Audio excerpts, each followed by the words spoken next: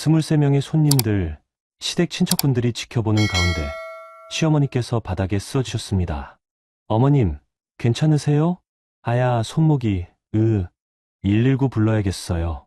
그때 시어머니께서 저를 노려보며 소리치셨어요. 다 너 때문이야.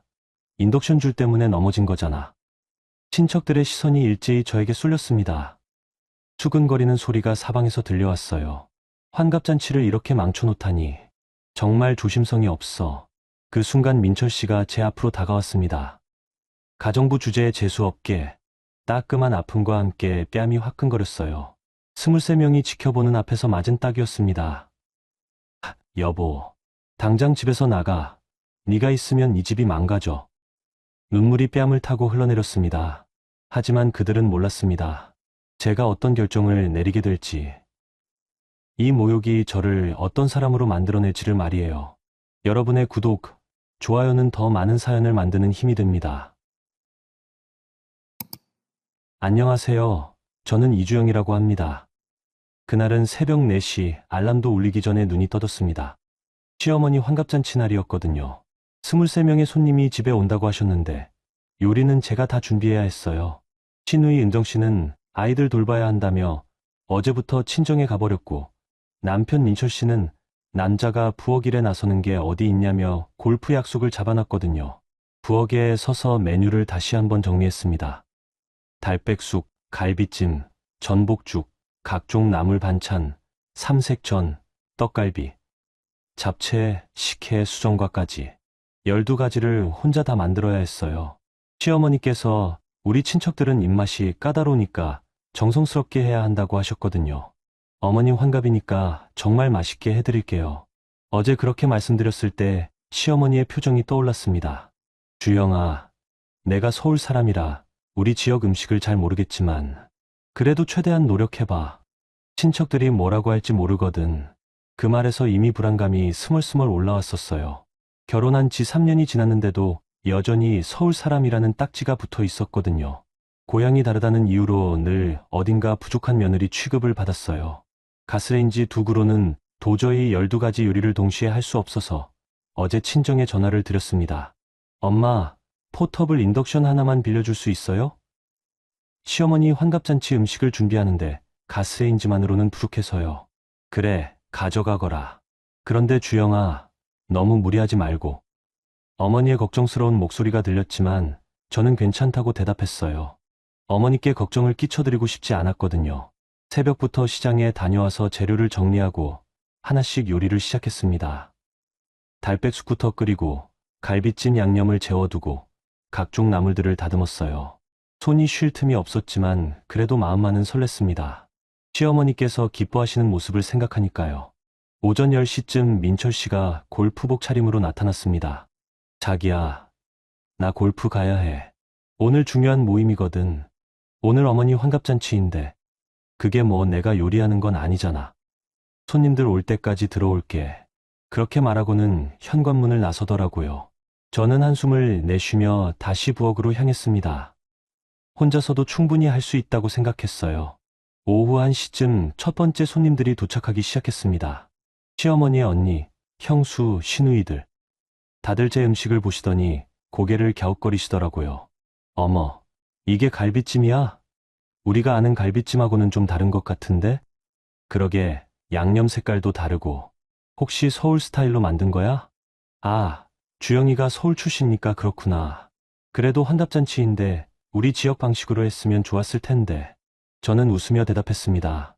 죄송해요. 다음에는 더 신경 써서 준비할게요. 에이, 괜찮아. 그래도 정성은 들어간 것 같네. 맛은 어떨까? 한 분이 젓가락으로 갈비찜을 집어드시더니 미묘한 표정을 지으셨어요. 나쁘지 않네. 그런데 뭔가 우리가 아는 맛하고는 달라. 그래, 우리 입맛에는 좀 안 맞는 것 같아. 그 순간 가슴이 철렁했습니다. 새벽부터 정성껏 준비한 음식들이 하나하나 평가받고 있었거든요. 그것도 별로 좋지 않은 평가를요. 시어머니께서 나오시더니 손님들께 말씀하셨어요. 우리 며느리가 서울 출신이라 요리 스타일이 좀 다를 수도 있어요. 그래도 정성은 많이 들였으니까 맛있게 드세요. 아, 그렇구나. 그럼 이해되네. 서울 사람들은 음식을 좀 달게 하고 간도 약하게 하잖아. 저는 부엌에서 그 대화를 들으며 눈시울이 뜨거워졌습니다. 하지만 울 수는 없었어요. 아직 준비해야 할 음식들이 남아 있었거든요. 오후 3시 더 많은 손님들이 오시면서 집안이 북적거리기 시작했습니다. 가스레인지 두 구와 친정에서 빌려온 포터블 인덕션으로 동시에 여러 음식을 조리하고 있었는데 인덕션 코드가 부엌 바닥에 길게 늘어져 있었어요. 콘센트가 싱크대 옆에 하나밖에 없어서 어쩔 수 없었거든요. 주영아, 식혜 더 가져와. 전도 몇 개 더 붙여야겠어. 손님들이 떡갈비를 더 드시고 싶어 하시는데 시어머니와 친척들의 주문이 계속 들어왔습니다. 저는 정신없이 부엌을 오가며 음식을 준비했어요. 땀이 등줄기를 타고 흘러내렸지만 멈출 수 없었습니다. 그때였어요.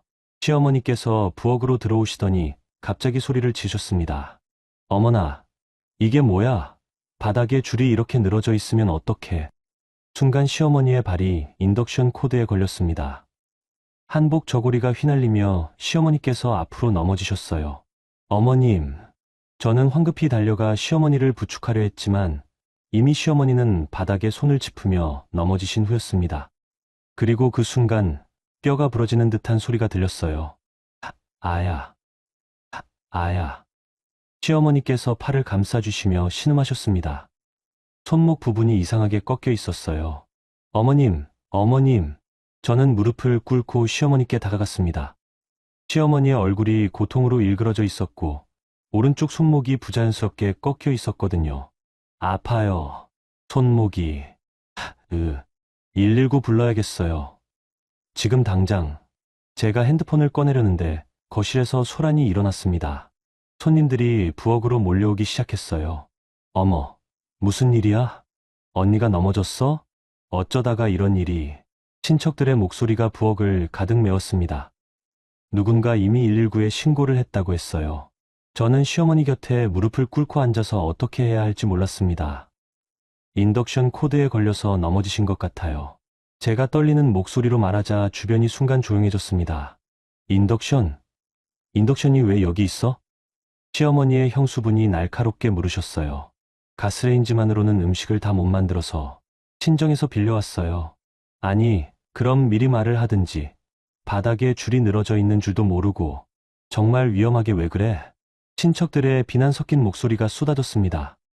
저는 고개를 숙인 채 아무 말도 할 수 없었어요. 잘못은 제가 한 게 맞으니까요. 구급차가 도착해서 시어머니를 병원으로 모셨습니다. 저도 함께 따라가려고 했는데 민철 씨가 골프장에서 급하게 돌아왔어요. 뭔 일이야? 엄마가 다쳤다고? 인덕션 코드에 걸려서 넘어지셨어. 손목이 부러진 것 같아. 민철 씨의 얼굴이 순간 굳어졌습니다. 인덕션? 그게 뭔데? 음식을 만들 게 너무 많아서 친정에서 빌려온 거야. 가스레인지만으로는 안 되겠더라고. 미친 거 아니야? 위험한 줄도 모르고. 민철 씨가 소리를 지르는데 주변 친척들도 고개를 끄덕였어요. 그러게 미리 말을 했으면 우리가 도와주든지 했을 텐데. 환갑잔치 날 이런 일이 생기다니. 병원에서 검사 결과가 나왔습니다. 요골골절로 수술을 받아야 한다고 했어요. 전신 마취를 하고 금속판을 넣는 수술이었습니다. 6주 정도는 깁스를 하고 계셔야 해요. 그리고 완전히 회복되려면 3개월 정도 걸릴 것 같습니다. 의사 선생님의 설명을 듣는 동안 제 마음은 바닥으로 떨어졌어요. 환갑잔치가 이렇게 끝날 줄 몰랐거든요. 수술실 앞에서 기다리는 동안 친척들의 수근거림이 계속됐습니다. 아무리 그래도 좀 조심했어야지. 환갑잔치 날 이런 일이 생기다니 정말. 우리 언니가 얼마나 이 날을 기다렸는데. 저는 의자에 앉아서 손을 꼭 쥐었어요. 정말 죄송했지만 일부러 그런 건 아니었거든요. 수술이 끝나고 시어머니가 회복실로 옮겨졌을 때 친척들이 하나둘씩 병원을 떠나기 시작했습니다. 환갑잔치는 완전히 망쳐진 셈이었어요. 정말 안 됐다. 언니가 얼마나 속상할까. 그러게 60년 만에 환갑잔치인데. 친척들이 떠나면서 마지막까지 혀를 차며 중얼거렸어요. 저는 그 모든 걸 다 들어야 했습니다. 밤 9시쯤 시어머니가 마취해서 깨어나셨어요. 첫 번째 하신 말씀이 지금도 잊을 수 없어요. 내 환갑잔치 망쳤구나. 어머님, 정말 죄송해요. 제가 조심했어야 했는데. 이제 와서 미안하다고 해서 뭐가 달라져? 평생 기다린 환갑잔치가 이렇게 끝나버렸는데. 시어머니의 목소리에는 실망과 분노가 가득했어요. 그 순간 정말 죄인이 된 기분이었습니다. 집으로 돌아와서도 분위기는 차가웠어요. 친척들이 다 가고 나니 거실에는 먹다만 음식들만 남아 있었습니다. 정성스럽게 준비했던 음식들이 이제는 차갑게 식어 있었어요. 민철 씨가 소파에 앉더니 말했습니다. 정말 어떻게 이런 일이 일어날 수 있어. 환갑잔치를 완전히 망쳐놨잖아. 나도 일부러 그런 게 아니야. 정말 미안해. 미안하다고 해서 엄마 팔이 낫겠어. 친척들 앞에서 얼마나 창피한지 알아? 민철 씨의 목소리가 점점 높아졌어요. 앞으로 엄마 간병은 내가 다 해야 해. 이 일은 내가 낸 사고니까. 그럼. 당연히 제가 해야죠. 그리고 친척들한테 일일이 사과 전화 돌려야 해. 오늘 얼마나 기분 나빴겠어? 저는 고개를 끄덕였어요. 할 말이 없었거든요. 그날 밤 부엌을 치우면서 인덕션 코드를 바라봤습니다. 그 가느다란 선 하나가 이렇게 큰 일을 만들 줄 몰랐어요. 정말 조심했어야 했는데 후회가 밀려왔습니다. 다음날 아침 시어머니를 모시러 병원에 갔어요. 시어머니는 여전히 제게 차가운 시선을 보내셨습니다. 주영아, 앞으로 조심해라. 이런 실수가 또 있으면 안 돼. 네, 어머님. 정말 죄송했어요. 미안하다는 말만 하지 말고 행동으로 보여줘. 내가 완전히 나을 때까지 최선을 다해서 돌봐야 해. 네, 그럴게요. 집으로 돌아와서 시어머니를 침대에 모시고 간병을 시작했습니다. 하루 종일 약 드릴 시간 챙기고 식사 준비하고 씻겨드리고 정말 바쁜 하루가 시작됐어요. 그런데 친척들이 문병을 오실 때마다 분위기가 어색했습니다. 언니, 좀 어때? 아직 아파. 잠도 잘 못 자고. 주영이가 정말 조심했어야 했는데 그럴 때마다 저는 다른 방으로 가서 숨어 있었어요. 얼굴을 마주하기가 부끄러웠거든요. 이런 날들이 일주일 정도 계속됐습니다. 저는 시어머니 간병에만 매달렸고 민철 씨는 평소보다 더 차가워졌어요. 그리고 친척들 사이에서도 제 이야기가 계속 나오는 것 같았습니다. 환갑잔치를 그렇게 망쳐놓다니 정말 조심성이 없어. 그런 소리들이 귀에 들려올 때마다 가슴이 답답했어요. 정말 실수였는데 왜 이렇게 오래 가야 하는 건지. 시어머니 간병을 시작한 지 열흘째, 저는 거의 잠을 제대로 자지 못했어요. 밤에도 시어머니가 아프시다고 하시면 일어나서 진통제를 드리고 물을 떠다 드리고 베개를 바꿔드리고 끝이 없었거든요. 주영아, 이 약 시간 됐다. 주영아, 목이 마르다. 주영아, 등이 아픈데 자세 좀 바꿔줘. 하루에도 몇십 번씩 부르셨어요. 저는 그때마다 달려가서 시중을 들었습니다. 실수를 한 게 제가 맞으니까 당연히 해야 할 일이라고 생각했어요. 그런데 민철 씨의 태도가 갈수록 차가워지는 게 느껴졌어요. 자기야, 오늘 회사에서 힘들었지? 저녁 뭐 먹고 싶어? 아무거나. 어머니 간병하느라 제대로 챙기지 못해서 미안해. 내일은 됐어. 그냥 조용히 해줘. 대화가 이렇게 끝나는 날이 많아졌어요. 민철 씨는 집에 들어오면 거의 말을 하지 않았습니다. 그리고 시어머니 방에도 잘 들어가지 않으셨어요. 민철이는 왜 안 들어와? 시어머니께서 물으시면 저는 뭐라고 대답해야 할지 몰랐습니다. 회사 일이 바쁘신 것 같아요. 바쁘긴 뭐가 바빠. 엄마가 다쳤는데. 그렇게 중얼거리시는 시어머니를 보면서 저는 더욱 죄스러웠어요. 가족들 사이의 분위기까지 이상하게 만든 것 같았거든요. 2주째 되는 날, 민철 씨의 여동생 은정 씨가 아이들을 데리고 문병을 왔어요. 그런데 은정 씨가 저를 보는 눈빛이 예전 같지 않았습니다. 언니, 고생 많아. 응, 괜찮아. 어머니 돌봐드리는 게 당연하지. 그래도 이런 일이 생긴 게 참. 은정 씨가 말을 흐리더라고요. 그리고 시어머니와 단둘이 이야기를 나누는 동안 저는 부엌에서 차를 준비했어요. 엄마, 많이 아파? 응, 밤에 잠도 잘 못 자겠어. 손목이 계속 쑤셔. 주영 언니가 잘 돌봐줘. 뭐, 그럭저럭. 본인이 낸 사고니까 당연히 해야지. 그래도 처음에 좀 더 조심했으면 좋았을 텐데. 문 너머로 들리는 대화에 가슴이 답답해졌어요. 아무리 사과해도 이미 일어난 일은 되돌릴 수 없었거든요. 은정 씨가 가고 나서 시어머니께서 말씀하셨어요. 주영아, 은정이가 걱정하더구나. 이런 일이 또 생기면 안 된다고. 네, 어머님. 정말 조심하겠어요. 조심한다고 해서 내 팔이 나아지는 건 아니지만 그래도 앞으로는 정말 주의해야 해. 그날 밤 민철 씨가 평소보다 늦게 들어왔어요. 술 냄새가 났습니다. 회식 있었어? 응. 오늘 은정 씨가 왔다 갔어. 어머니 많이 걱정하시더라. 그 말에 민철 씨가 갑자기 돌아봤어요. 은정이가 뭐라고 했는데? 그냥 어머니 걱정된다고. 그게 다야? 민철 씨의 목소리에 뭔가 날카로운 게 있었어요. 응. 왜? 아니야. 그냥. 하지만 민철 씨의 표정이 이상했어요. 뭔가 화가 난 것 같았거든요. 다음 날 시어머니의 친한 언니분이 오셨어요. 그분과 시어머니가 이야기하는 걸 들었는데 가슴이 철렁했습니다. 정말 어쩌다가 이런 일이. 그러게 말이야. 환갑잔치를 그렇게 망쳐놓다니. 주영이도 일부러 그런 건 아니겠지만 그래도 너무 조심성이 없었어. 나도 그래. 처음에는 괜찮다고 생각했는데 시간이 지날수록 화가 나더라고. 그럴 만도 하지. 평생 한 번뿐인 환갑잔치인데. 그 대화를 듣고 있으니까 정말 견디기 힘들었어요. 제가 그렇게 큰 잘못을 한 건가 싶었거든요. 저녁에 민철 씨에게 조심스럽게 말했습니다. 자기야, 나 너무 스트레스 받아. 매일 죄인 취급받는 것 같아서. 그게 죄인 취급이야? 당연한 거 아니야? 물론 제가 잘못했지만 일부러 그런 건 아니잖아. 일부러 안 했다고 해서 달라지는 게 있어? 엄마 팔이 나아져? 민철 씨의 목소리가 점점 높아졌어요. 그것도 그렇지만 그것도 그렇긴 뭐가 그래? 내가 조심하지 않아서 생긴 일이야. 책임져야지. 책임지고 있잖아. 매일 간병하고 있고. 그게 책임지는 거야? 당연히 해야 하는 거지. 그때 시어머니 방에서 부르는 소리가 들렸어요. 주영아, 물 좀 갖다 줘. 저는 황급히 부엌으로 가서 물을 따라 시어머니께 드렸습니다. 어머님, 여기 있어요. 고마워. 그런데 밖에서 무슨 소리가 들리던데? 아, 그냥 민철이하고 싸운 거야? 아니에요. 그냥 이야기한 거예요.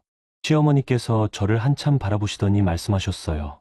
주영아, 미안한 건 알겠지만 이런 일이 생긴 이상 내가 끝까지 책임져야 해. 알겠지? 네, 어머님. 그날 밤 침대에 누워서 생각했어요. 언제까지 이런 식으로 살아야 하는 건지. 매일 죄송하다고 하고 눈치 보고 비난받고. 하지만 제가 실수한 게 맞으니까 참아야 한다고 생각했어요. 시간이 지나면 분위기도 나아질 거라고 믿었습니다. 그런데 3주째 되는 날 결정적인 일이 일어났어요. 민철 씨의 회사 동료가 집에 놀러 왔는데 그 자리에서 시어머니의 사고 이야기가 나온 거예요. 아, 환갑잔치 때 사고가 났다면서요? 민철 씨가 대답했습니다. 네, 좀 그런 일이 있었어요. 어떻게 된 거예요? 잠깐 침묵이 흐르더니 민철 씨가 말했어요. 아내가 부주의해서 그렇게 됐어요. 그 순간 제 가슴이 철렁했어요. 동료 앞에서 저를 부주의한 사람으로 소개한 거였거든요. 아, 그랬구나. 그럼 지금 시어머님 간병을 하고 계시는 거예요? 네, 당연히 해야죠. 그 대화를 부엌에서 듣고 있는데 정말 서글퍼졌어요. 민철 씨가 저를 어떻게 생각하고 있는지 확실히 알 수 있었거든요. 동료가 가고 나서 민철 씨에게 말했습니다. 자기야, 아까 동료분한테 그렇게 말하지 않았으면 좋겠어. 뭘 어떻게 말했다고? 나를 부주의한 사람처럼. 사실이잖아. 부주의해서 사고가 난 거 맞잖아. 그래도 사람들 앞에서는 그럼 뭐라고 해? 거짓말이라도 하라고? 민철 씨의 반응을 보니까 정말 절망스러웠어요. 남편조차 제 편이 아니라는 걸 깨달았거든요. 한 달이 지났지만 상황은 전혀 나아지지 않았어요. 오히려 더 악화되고 있었습니다. 시어머니의 건강은 조금씩 회복되고 있었지만 가족들의 태도는 더욱 차가워졌거든요. 특히 민철 씨의 변화가 심했어요. 예전에는 그래도 집에 들어오면 고생했어 라는 말이라도 했는데 이제는 아예 말을 걸지도 않았습니다. 저녁을 차려놔도 대충 먹고 자기 방으로 들어가 버리곤 했어요. 자기야, 오늘 어머니 컨디션이 많이 좋아지신 것 같아. 의사 선생님도 그래, 다음 주에 깁스 교체해야 하는데 같이 가줄 수 있어? 바빠. 이런 식의 대화가 일상이 됐어요. 저는 점점 외로워졌습니다. 그러던 어느 날 저녁 민철 씨가 평소보다 더 늦게 들어왔어요. 술에 많이 취한 상태였습니다. 어디서 이렇게 늦게까지? 친구들이랑 있었어. 저녁은 먹었어. 따뜻하게 데워줄까? 됐어. 민철 씨가 소파에 털썩 주저앉더니 리모컨을 집어들었어요. 그런데 갑자기 중얼거리기 시작했습니다.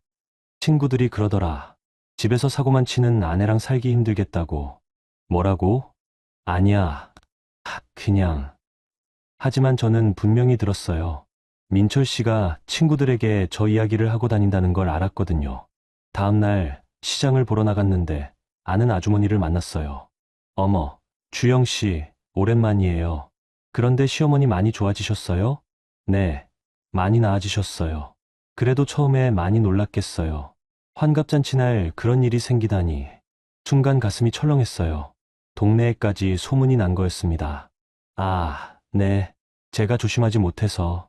그래도 일부러 그런 건 아니잖아요. 너무 자책하지 마세요.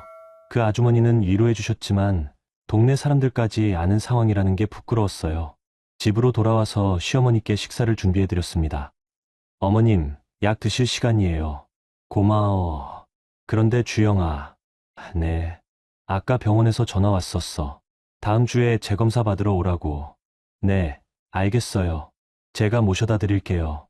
민철이는 안 되겠니? 회사 일이 바빠서 제가 모시는 게 좋을 것 같아요. 시어머니께서 한숨을 쉬셨어요. 민철이가 요즘 집에서 말이 없더라. 네.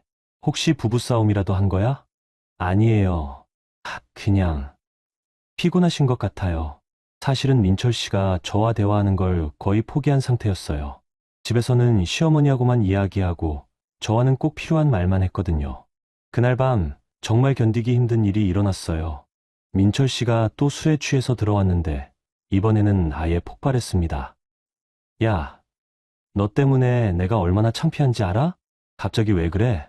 오늘 회사에서 부장님이 그러시더라. 집안일도 제대로 못하는 아내를 뒀다고. 부장님이 왜 그런 말을. 내가 말했으니까 그렇지. 환갑잔치 망친 이야기. 저는 충격을 받았어요. 민철 씨가 회사 사람들에게까지 제 이야기를 하고 다닌다는 걸 몰랐거든요. 왜 회사에서까지 그런 말을 해? 창피해서 어쩔 수 없잖아. 집에 오면 엄마는 아프고 분위기는 엉망이고. 그래도 뭐? 내가 조심했으면 이런 일이 없었을 거야. 그때 시어머니 방에서 문이 열리는 소리가 났어요. 무슨 일이야? 왜 이렇게 시끄러워? 시어머니께서 깁스한 손을 받치고 나오셨습니다. 아, 어머님, 죄송해요. 깨워드렸네요. 민철아, 왜 그렇게 소리를 지르니? 아니에요, 어머님. 그냥.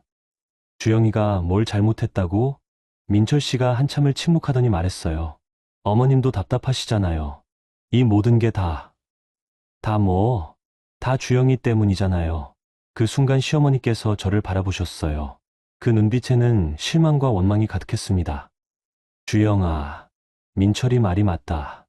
이 모든 게 내가 조심하지 않아서 생긴 일이야. 어머님, 처음에는 그래도 실수라고 생각했는데 시간이 지날수록 화가 나더라. 정말 죄송해요. 미안하다고 해서 뭐가 달라져. 내 환갑잔치는 이미 망쳐졌고 손목은 아직도 아프고. 시어머니의 목소리가 점점 높아졌어요. 민철이도 스트레스 받고 친척들한테도 창피하고. 이게 다 내 때문이야. 어머님, 제발. 제발은 무슨 제발이야. 가정부 주제에 재수 없게. 그 순간 세상이 멈춘 것 같았어요. 가정부 주제라는 말이 귀에 울렸습니다. 뭐라고 하셨어요? 가정부 주제에 재수 없게. 집안일도 제대로 못하면서. 민철 씨가 갑자기 제 앞으로 와서 소리쳤어요. 그래, 엄마 말이 맞아. 넌 정말 가정부 주제. 그리고 민철 씨의 손이 제 뺨을 때렸습니다. 아, 따끔한 아픔과 함께 머리가 돌아갔어요. 민철 씨가 저를 때린 건 처음이었거든요. 이제 그만해. 나 더 이상 못 참겠어. 민철아. 시어머니께서 말리려 했지만 민철 씨는 멈추지 않았어요. 집에서 나가. 당장. 여보. 나가라고. 내가 있으면 이 집이 망가져. 제 뺨이 화끈거렸지만 아픔보다는 배신감이 더 컸어요. 결혼한 지 3년 동안 함께 살아온 남편이 시어머니가 저를 이렇게 대한다는 게 믿어지지 않았거든요. 정말 나가라는 거야? 그래, 당장 나가. 저는 떨리는 손으로 얼굴을 만졌어요. 뺨이 부어오르는 게 느껴졌습니다. 알겠어. 나갈게. 저는 방으로 가서 간단한 짐을 챙겼어요. 옷 몇 벌과 꼭 필요한 것들만요. 손이 너무 떨려서 제대로 챙기지도 못했습니다. 현관문을 나서면서 뒤돌아봤어요. 시어머니는 거실 소파에 앉아 계셨고 민철 씨는 등을 돌리고 있었습니다. 어머님, 그동안 됐어. 그냥 가. 시어머니의 차가운 목소리가 마지막이었어요. 밖으로 나오니 비가 내리고 있었습니다. 우산도 없이 나온 저는 비를 맞으며 걸었어요. 갈 곳이 마땅하지 않아서 근처 모텔을 찾았습니다. 모텔 방에 혼자 앉아 있으니까 모든 게 실감났어요. 정말로 집에서 쫓겨났구나. 이제 어떻게 살아야 하지? 핸드폰에 민철 씨의 문자가 왔어요. 잠시 나가서 머리 좀 식혀. 며칠 있다가 들어와. 며칠 있다가 들어오라고요? 저는 웃음이 나왔어요. 언제 들어오라는 것도 자기가 정하는 거였습니다. 그날 밤 모텔 침대에 누워서 생각했어요. 정말 이대로 돌아가야 하는 건가? 사과하고 용서를 빌고 다시 눈치 보며 살아야 하는 건가? 그런데 갑자기 깨달았어요. 저는 지금까지 제 잘못이라고 생각했는데 정말로 그렇게 큰 잘못을 한 건가요? 실수는 맞지만 일부러 한 게 아니잖아요. 그런데 왜 이렇게 모욕을 당해야 하는 거죠? 가정부 주제라는 말이 계속 머릿속에 맴돌았어요. 3년 동안 정성으로 시어머니를 모시고 민철 씨를 내조했는데 결국 가정부 취급을 받은 거였습니다. 그날 밤 저는 결심했어요. 다시는 그 집으로 돌아가지 않겠다고. 여러분, 주영 씨의 이야기 어디서 어떻게 듣고 계신가요? 댓글로 남겨주시면 정말 반가울 것 같습니다. 환갑잔치 준비를 하다가 생긴 실수 하나가 이렇게 큰 상처가 될 줄 몰랐을 텐데요. 정성으로 준비한 잔치였지만 뜻하지 않은 사고로 시어머니가 다치게 되고 결국 집에서까지 쫓겨나게 된 주영 씨. 정말 안타깝습니다. 하지만 모텔방에서 홀로 결심을 다진 주영 씨에게는 분명 새로운 시작이 기다리고 있을 거예요. 그럼 다음 이야기 계속하겠습니다. 모텔에서 첫날 밤을 보낸 후 저는 핸드폰을 켰어요. 민철 씨와 시어머니 그리고 은정 씨까지 부재중 전화가 20통도 넘게 와 있었습니다. 문자 메시지도 쏟아졌어요. 주영아, 어디 있어? 집에 들어와. 너무 멀리 가지는 말고 근처에 있어. 어머니가 걱정하신다. 하지만 저는 전화를 받지 않았어요. 받을 마음이 없었거든요. 대신 어머니께 전화를 드렸습니다. 어머, 나야. 주영아, 무슨 일이야? 어머, 나 지금 집에 없어. 뭐라고? 어디 있는데? 저는 어머니께 모든 상황을 설명드렸어요. 환갑잔치 사고부터 어젯밤 일까지 모든 거려. 어머, 나 정말 어떻게 해야 할지 모르겠어. 아이고, 우리 주영이 그런 일이 있었구나. 어머니의 목소리에서 안타까움이 느껴졌어요. 어머니가 가정부 주제라고 하시는데 나 그렇게 살면 안 되는 거 아니야? 물론이지. 넌 누구의 가정부가 아니야. 며느리자 아내야. 하지만 실수를 한 게 나잖아. 실수는 누구나 할 수 있어. 그렇다고 해서 인격적인 모독을 당해야 하는 건 아니야. 어머니의 말씀을 들으니 조금 마음이 정리되는 것 같았어요. 어머, 나 며칠만 생각해 볼게. 집으로는 연락하지 마. 그래, 우리 주영이가 옳다고 생각하는 대로 해. 어머니는 내 편이야. 어머니와 통화를 끝내고 나니 마음이 조금 가벼워졌어요. 적어도 저를 이해해주는 사람이 있다는 걸 알았거든요. 그날 오후 핸드폰에 모르는 번호로 전화가 왔어요. 여보세요? 주영아, 나 재현이야. 어? 재현 언니? 재현 언니는 제 아버지의 절친한 친구분이셨던 대형건설 회장님의 딸이었어요.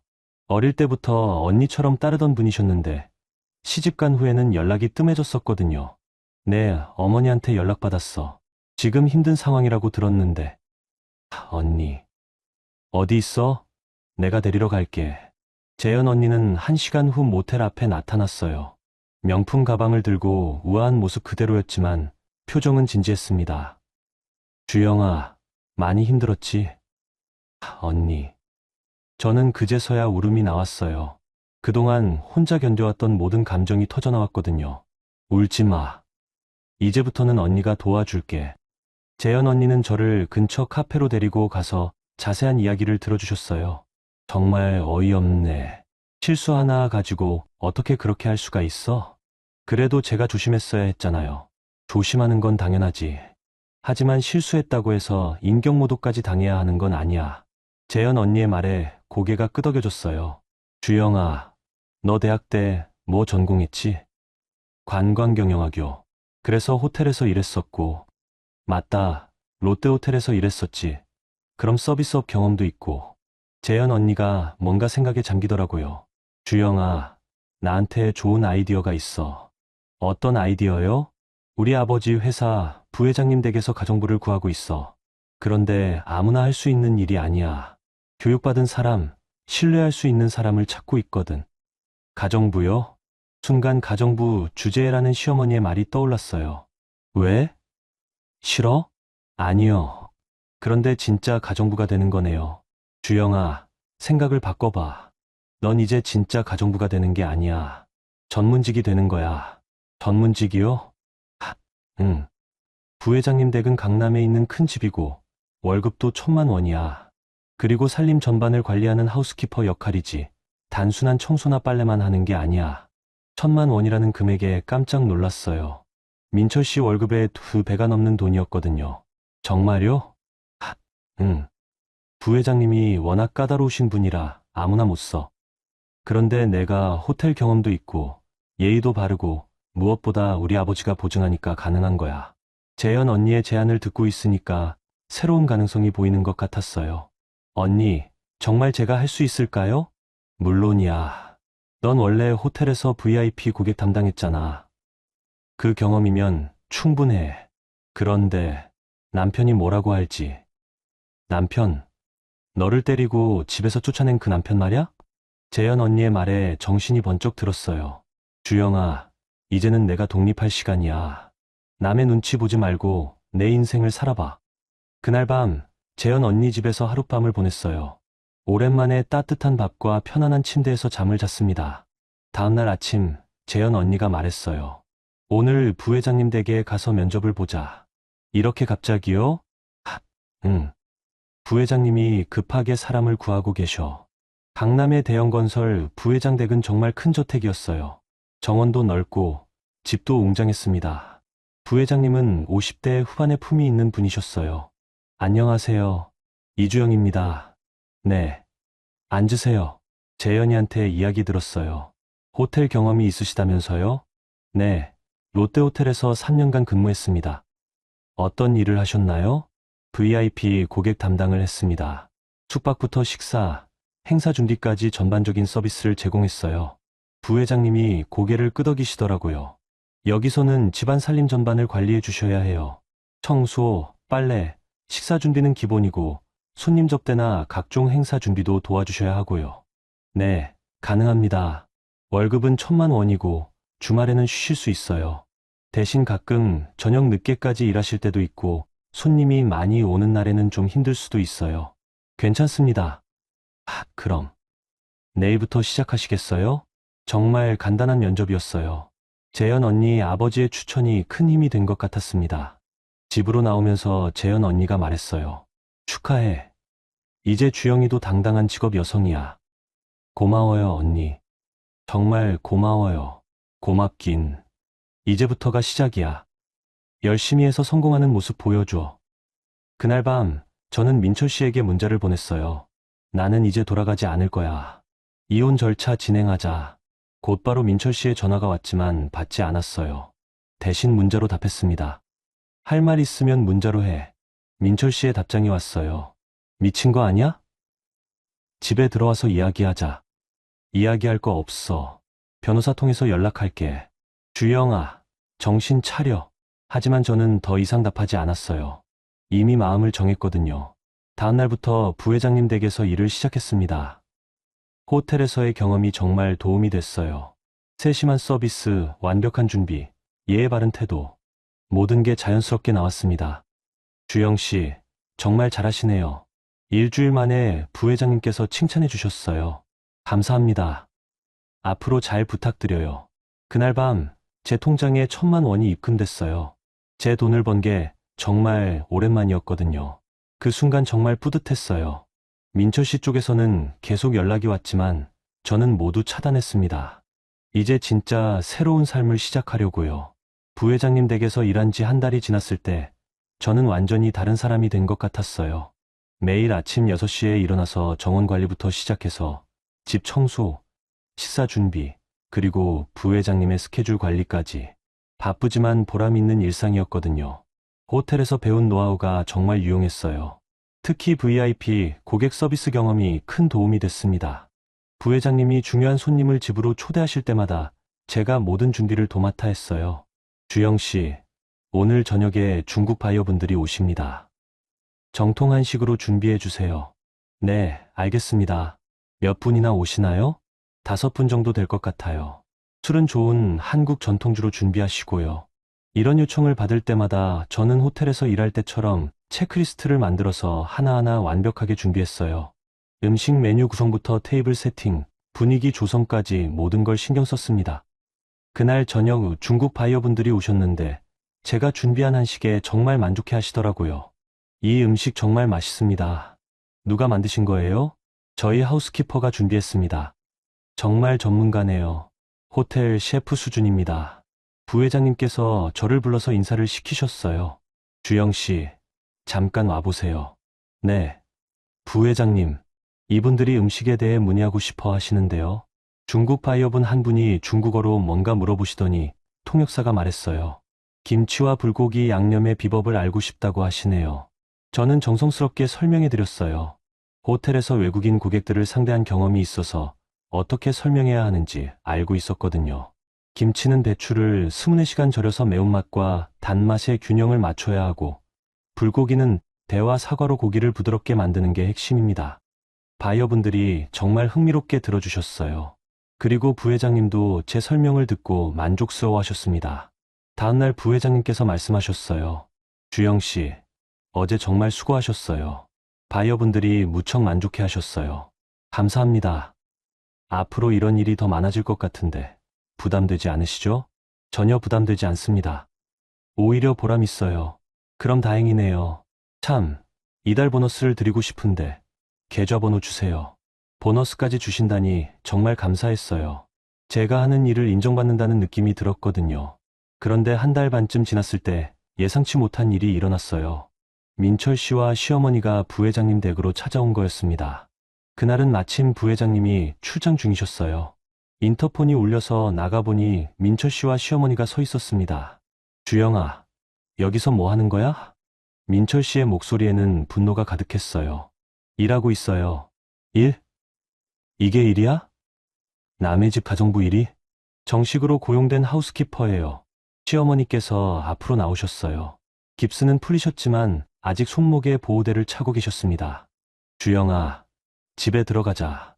이런 식으로 살면 안 된다. 어머님, 저는 이제 이전 생활로 돌아갈 생각이 없어요. 뭐라고? 너 정신이 나간 거야? 민철 씨가 소리를 지르는데 마침 옆집 아주머니가 지나가시면서 쳐다보셨어요. 저는 민망했지만 침착하게 말했습니다. 여기서는 큰 소리 내지 마세요. 동네 민폐가 됩니다. 민폐? 네가 민폐야. 남편을 두고 가정부 일을 하다니. 정식 직업입니다. 그리고 월급도 당신보다 많이 받아요. 그 말에 민철 씨의 얼굴이 붉어졌어요. 돈이 문제야? 체면이 문제지. 체면, 저를 때리고 집에서 쫓아낸 사람이 체면을 논해요? 그건... 그때 화가 나면 사람을 때려도 되는 거예요? 시어머니께서 끼어드셨어요. 주영아, 그때는 우리도 너무 화가 나서 그랬다. 이제 다 잊고 집에 들어가자. 잊으라고요? 저를 가정부 주제라고 하신 걸 잊으라고요? 그건... 어머님, 이제 저는 정말 가정부가 됐어요. 그런데 여기서는 존중받으며 일하고 있어요. 민철 씨가 다시 화를 냈어요. 존중? 남의 집에서 빌부터 사는 게 존중이야? 빌부터 산다고요? 제가 번 돈으로 독립해서 살고 있어요. 당신한테 손 벌리고 있지도 않고요. 그때 재현 언니가 나타났어요. 마침 부회장님 댁에 들르려던 참이었나 봅니다. 주영아, 무슨 일이야? 언니. 재현 언니가 상황을 파악하고는 민철 씨와 시어머니께 말했어요. 실례지만 여기는 사유지입니다. 소란을 피워서는 안 되죠. 당신이 누군데 끼어들어? 민철 씨가 재현 언니에게 무례하게 말하자 재현 언니의 표정이 차가워졌어요. 저는 대형건설 회장 이재현입니다. 그리고 주영 씨는 제가 추천한 직원이고요. 대형건설 회장? 민철 씨와 시어머니의 표정이 순간 굳어졌어요. 대형건설은 지역에서 유명한 큰 회사였거든요. 주영 씨는 지금 정식으로 고용된 하우스키퍼로 일하고 있습니다. 월급도 1,000만 원을 받고 있고요. 천, 1,000만 원. 시어머니께서 놀라서 되물으셨어요. 네, 그 정도 실력과 가치가 있는 분이거든요. 호텔 경력도 있으시고 서비스 마인드도 뛰어나시고요. 재현 언니의 말에 민철 씨가 당황하는 게 보였어요. 자기 월급의 2배가 넘는 돈이었거든요. 그럼 주영이가 정말 여기서 일을 하고 있다는 거예요? 네, 맞습니다. 그리고 성과도 좋아서 보너스까지 받고 있어요. 저는 재현 언니 옆에 서서 당당하게 말했어요.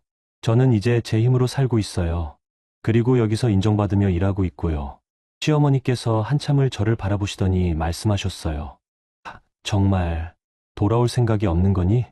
네, 없어요. 그럼 이혼을 하겠다는 거야? 네, 그럴 생각이에요. 민철 씨가 갑자기 소리쳤어요. 야, 너 정신 차려. 이혼하면 너한테 뭐가 남아? 제가 번 돈이 남죠. 그리고 제 자존심도 남고요. 자존심? 가정부 일하면서 자존심? 네, 당당히 일해서 번 돈으로 사는 게 자존심이에요. 재현 언니가 끼어들었어요. 죄송하지만 여기서 더 이상 소란을 피우시면 경비를 부르겠습니다. 결국 민철 씨와 시어머니는 돌아가셨어요. 하지만 떠나면서 민철 씨가 마지막으로 말했습니다. 주영아, 후회하게 될 거야. 후회는 제가 할게요. 그들이 떠나고 나서 재현 언니가 말했어요. 괜찮아? 네, 괜찮아요. 오히려 후련해요. 정말 이혼할 거야? 네, 그럴 생각이에요. 그럼 변호사 소개해 줄까? 우리가 아는 좋은 변호사가 있어. 그날부터 저는 본격적으로 이혼 절차를 준비했어요. 그리고 부회장님 댁에서의 일에 더욱 집중했습니다. 이혼 절차를 시작한 지 2달이 지났을 때 상황이 급변했어요.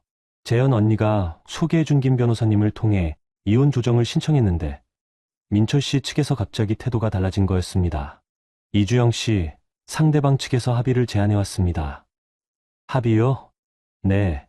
위자료와 재산 분할에 대해 협의하고 싶다고 하네요. 김 변호사님의 말을 듣고 의외였어요. 처음에는 무조건 이혼 불가라고 하던 민철 씨가 갑자기 합의를 제안한 거였거든요. 어떤 조건인가요? 아직 구체적인 조건은 나오지 않았습니다. 내일 상대방 변호사와 만나기로 했어요. 다음 날 변호사 사무실에서 민철 씨와 재회했어요. 2달 만에 본 민철 씨는 많이 초라해 보였습니다. 주영아, 변호사님을 통해서 이야기해요. 저는 차갑게 대답했어요. 민철 씨 측 변호사가 조건을 제시했습니다. 저희 의뢰인 측에서는 원만한 합의를 원합니다. 위자료 2천만 원과 혼인 기간 중 적립된 재산의 절반을 드리겠습니다. 생각보다 좋은 조건이었어요. 하지만 김 변호사님이 더 적극적으로 나섰습니다. 부족합니다. 의뢰인이 가정폭력을 당했고 정신적 피해가 컸습니다. 위자료는 5천만 원, 그리고 재산 분할은 60%가 적절합니다. 5천만 원은 과도합니다. 과도하지 않습니다. 증거도 있고요. 김 변호사님이 저를 때린 사진과 모텔 영수증, 그리고 당시 상황을 녹음한 파일을 제출했어요. 재현 언니가 미리 준비해두라고 조언해준 덕분이었습니다. 민철 씨의 얼굴이 창백해졌어요. 이건 순간적인 실수였습니다. 실수로 아내를 때리고 집에서 쫓아냈다고요? 김 변호사님의 날카로운 지적에 상대방 변호사도 할 말이 없어 보였어요. 다시 검토해보고 연락드리겠습니다. 협상이 일시 중단됐어요. 그리고 며칠 후 민철 씨가 직접 부회장님 댁으로 찾아왔습니다. 그날은 마침 부회장님께서 중요한 모임을 집에서 하시는 날이었어요. 지역 기업 대표들이 오셔서 사업회의를 하고 계셨는데 민철 씨가 갑자기 나타난 거였습니다. 주영아, 나와봐. 현관 밖에서 소리치는 민철 씨의 목소리가 들렸어요. 저는 황급히 나갔습니다. 왜 여기 와요? 변호사 통해서 이야기하기로 했잖아요. 이혼은 절대 안 돼. 절대. 시끄럽게 하지 마세요. 손님들 계셔요. 손님? 그 사람들이 뭔데? 민철 씨가 고성을 지르는데 부회장님께서 현관으로 나오셨어요. 무슨 일입니까? 아, 부회장님. 죄송합니다. 주영 씨 남편분인가요? 네, 죄송합니다. 제가 처리하겠습니다. 부회장님께서 민철 씨를 보시더니 차가운 목소리로 말씀하셨어요. 여기는 사적인 공간입니다. 소란을 피우시면 안 됩니다. 죄송합니다. 하지만 제 아내라고 하시는데 주영 씨는 이미 이혼 절차를 진행 중이라고 들었습니다. 그게 아직 이혼이 성립된 건 아니고 성립 여부와 관계없이 지금 주영 씨는 저희 직원입니다. 업무를 방해하시면 곤란합니다. 부회장님의 위험 있는 말씀에 민철 씨가 주춤했어요. 그때 회의에 참석하신 한 분이 나오셨는데 놀랍게도 민철 씨 회사의 대표이사셨어요.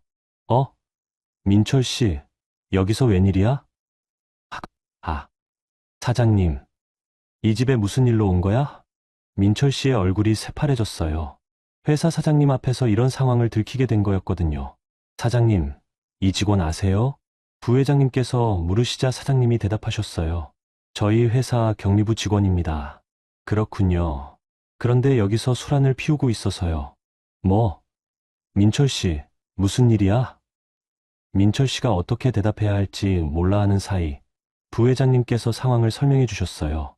저희 하우스키퍼인 주영 씨의 남편분인데 이혼 과정에서 문제가 있는 것 같네요. 하우스키퍼 주영 씨가? 사장님이 저를 보시더니 놀라셨어요. 네, 안녕하세요. 어머, 정말 여기서 일하고 계셨구나. 그런데 민철 씨랑 이혼 절차 중입니다. 사장님의 표정이 심각해졌어요. 민철 씨, 이게 어떻게 된 일이야? 집에서 아내가 일하러 나간다고 했을 때 이런 상황인 줄 몰랐는데. 사장님, 그게 여기서 이야기할 일은 아닌 것 같고 회사에서 따로 이야기하자. 결국 민철 씨는 사장님과 함께 돌아갔어요. 하지만 그 후로 더 큰 변화가 일어났습니다.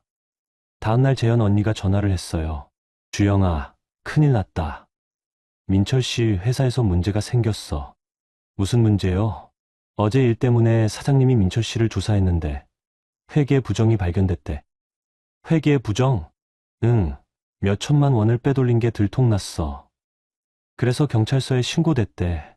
저는 깜짝 놀랐어요. 민철 씨가 횡령을 했다니. 정말요? 응, 우리 아버지가 그 사장님이랑 친해서 들은 얘기야. 아마 민철 씨가 이혼 위자료 마련하려고 그런 것 같다고 하더라. 며칠 후 민철 씨가 구속됐다는 소식을 들었어요. 횡령 혐의로 검찰에 송치된 거였습니다. 시어머니께서 저에게 전화를 했어요. 주영아, 민철이 일 때문에 연락했어. 네, 들었어요. 제발, 민철이를 도와줄 수 없을까? 내가 이혼을 포기한다면. 어머님, 그건 불가능해요. 주영아, 제발. 어머님, 민철 씨가 한 일은 저와 상관없어요. 그리고 저는 이미 새로운 삶을 시작했어요. 그럼. 정말 끝인 거니? 네, 끝이에요. 그 통화가 시어머니와의 마지막 대화였어요. 민철 씨의 구속으로 이혼 절차는 더욱 수월해졌어요. 상대방에서 더 이상 저항할 수 없게 된 거였거든요. 한 달 후, 이혼이 성립됐습니다. 위자료 5천만 원과 재산 분할금 3천만 원, 총 8천만 원을 받았어요. 재현 언니가 축하 선물로 꽃다발을 가져왔어요. 축하해, 주영아. 이제 정말 자유야. 고마워요, 언니. 언니 덕분에 여기까지 올 수 있었어요. 아니야, 내가 잘했어. 포기하지 않고 끝까지 버텨낸 내가 대단한 거야. 그날 밤, 저는 거울을 보며 생각했어요. 몇 달 전에 저와 지금의 저는 완전히 다른 사람이 됐구나. 이혼이 성립된 지 6개월이 지났을 때, 저는 완전히 새로운 인생을 살고 있었어요. 부회장님 댁에서의 일은 점점 발전해서, 이제는 단순한 하우스키퍼를 넘어서 집안의 모든 운영을 책임지는 하우스 매니저가 됐거든요. 주영 씨, 다음 달에 중국 투자자들이 일주일 동안 머물 예정입니다. 부회장님께서 말씀하시자 저는 체크리스트를 꺼냈어요. 몇 분이나 오시나요? 그리고 어떤 스타일을 선호하시는지요? 6명 정도이고 한국 전통 문화에 관심이 많다고 하네요. 그럼 한옥 스타일로 객실을 꾸미고 전통차 서비스와 한식 코스를 준비하겠습니다. 그리고 한복 체험이나 전통 공연 관람도 안내해 드릴게요. 역시 주영 씨네요. 그럼 모든 건 맡기겠습니다. 이제 저는 이런 큰 프로젝트를 혼자서도 완벽하게 처리할 수 있었어요. 호텔 경험과 부회장님 댁에서 쌓은 노하우가 합쳐진 결과였습니다. 월급도 1,500만 원으로 올랐어요. 성과에 따른 인상이었는데 제가 담당한 행사들이 모두 성공적이었거든요. 특히 외국 바이어들이나 투자자들을 상대하는 일에서 저의 능력이 인정받았습니다. 그런데 어느 날 예상치 못한 손님이 찾아왔어요. 바로 은정 씨였습니다. 언니, 오랜만이에요. 은정 씨는 많이 초라해진 모습이었어요. 옷차림도 예전 같지 않았고 표정도 어두웠습니다. 은정 씨, 무슨 일이세요? 언니, 죄송해요. 그동안 너무 못되게 굴었어요. 괜찮아요. 다 지난 일이에요. 아니에요. 정말 죄송해요. 그때 언니를 이해해주지 못해서. 은정 씨가 눈물을 흘리기 시작했어요. 오빠가 감옥에 가고 나서야 깨달았어요. 언니가 얼마나 힘들었을지. 민철 씨는 어떻게 됐어요? 내년에 출소 예정이에요. 하지만 회사에서는 당연히 해고됐고, 어머니도 많이 아프셔요. 시어머니께서요? 네. 오빠 일 때문에 충격을 받으셔서 요즘 거의 누워만 계세요. 은정 씨의 말을 들으니 복잡한 마음이 들었어요. 미워할 수도 없고 그렇다고 동정할 수도 없는. 그래서 언니한테 부탁이 있어요. 무슨 부탁인데요? 혹시 어머니 간병을 도와줄 수 있을까요? 물론 돈은 드릴게요. 저는 잠시 생각해 봤어요. 시어머니의 간병을 도와달라니. 은정 씨, 죄송하지만 그건 어려울 것 같아요. 언니. 저는 이제 다른 삶을 살고 있어요. 과거로 돌아가고 싶지 않아요. 은정 씨가 고개를 숙였어요. 그럼. 혹시 간병인이라도 소개해 주실 수 있을까요? 그건 도와드릴 수 있어요. 저는 아는 간병인분을 소개해 드렸어요. 그리고 은정 씨가 돌아갈 때 봉투 하나를 건넸습니다. 이건 뭐예요? 시어머니 치료비에 보태세요. 언니. 이럴 수는 없어요. 괜찮아요. 제가 여유가 생겼거든요. 그 봉투에는 500만 원이 들어 있었어요. 제가 한 달 동안 벌어들인 돈의 일부였습니다. 은정 씨가 눈물을 흘리며 말했어요. 언니, 정말 고마워요. 그리고 정말 죄송해요. 이제 됐어요. 힘내세요. 은정 씨가 돌아간 후 재현 언니가 전화를 했어요. 주영아, 은정 씨 왔다 갔다면서? 네, 시어머니 간병 도움을 요청하러 왔어요. 도와주기로 했어? 아니요. 대신 간병인 소개해드리고 치료비를 좀 도와드렸어요. 역시 우리 주영이야. 마음이 따뜻하네. 그냥 더 이상 미워하고 싶지 않아서요. 그게 맞아. 이제 진짜 다 놓아버린 거네. 그날 밤 저는 창가에 서서 강남의 야경을 바라봤어요. 몇 달 전만 해도 상상도 못했던 삶이었거든요. 스스로 번 돈으로 독립해서 살고 존중받으며 일하고 누구의 눈치도 보지 않는 삶. 정말 꿈 같았어요. 다음 주부터는 부회장님의 권유로 호텔 경영학 석사 과정에 등록하기로 했어요. 더 전문적인 서비스업 관리를 배워서 언젠가는 제가 직접 비즈니스를 해보고 싶었거든요. 주영 씨, 앞으로 계획이 어떻게 되세요? 부회장님께서 물으셨을 때 저는 자신 있게 대답했어요. 석사 과정을 마치고 나서는 제 사업을 해볼 생각이에요. 고급 하우스키핑 서비스 회사를 만들고 싶어요. 좋은 생각이네요. 그럴 만한 실력과 경험이 충분히 쌓였으니까요. 감사합니다. 부회장님 덕분에 여기까지 올 수 있었어요. 아니에요. 주영 씨 자신의 노력과 실력입니다. 그 주말 저는 어머니를 뵈러 고향에 다녀왔어요. 우리 주영이 정말 많이 달라졌구나. 어떡해요? 표정이 완전히 다르네. 예전에는 늘 눈치 보고 위축돼 있었는데 지금은 자신감이 넘쳐. 정말요? 그럼 엄마가 어떻게 모르겠니? 이제 진짜 독립한 거구나. 어머니의 말씀을 들으니 제가 얼마나 많이 변했는지 실감할 수 있었어요. 어머니, 이제 걱정하지 마세요. 제가 잘 살고 있어요. 그래, 우리 주영이가 가장 잘했어. 포기하지 않고 끝까지 버텨낸 게 대단해. 고향에서 돌아오는 길에 저는 과거를 생각해 봤어요. 환갑잔치에서 인덕션 코드의 시어머니가 넘어지셨던 그날. 그때는 세상이 무너지는 것 같았는데 지금 생각해보니 오히려 새로운 시작의 신호였던 것 같았어요. 가정부 주제라는 모욕적인 말을 들었지만 결국 저는 진짜 가정부가 되어서 더 많은 돈을 벌고 더 존중받으며 살게 됐거든요. 그리고 무엇보다 제 힘으로 독립해서 누구에게도 의존하지 않고 살 수 있게 된 게 가장 큰 성취였어요. 다음 달에는 부회장님 댁에서 국제 비즈니스 포럼이 열릴 예정이었어요. 전 세계에서 온 기업가들이 모이는 큰 행사였는데 제가 전체 운영을 맡게 됐거든요. 주영 씨가 있어서 안심이에요. 부회장님의 말씀을 들으며 저는 미소를 지었어요. 이제 저는 정말로 전문가가 됐구나. 그날 밤, 저는 일기를 썼어요. 오늘로 새로운 인생을 시작한 지 8개월이 됐다. 때로는 힘들고 외로웠지만 포기하지 않았던 덕분에 지금의 내가 있다. 앞으로도 계속 성장하는 사람이 되고 싶다. 누군가의 그림자가 아니라 내 이름으로 당당하게 살아가는 주영으로. 창밖으로 보이는 서울의 밤 풍경이 유독 아름다워 보였어요. 이제 저는 정말로 자유로웠거든요. 여러분, 오늘 주영 씨의 이야기 어떠셨나요? 환갑잔치에서 일어난 작은 사고 하나가 어떻게 인생을 완전히 바꿔놓을 수 있는지 보셨죠?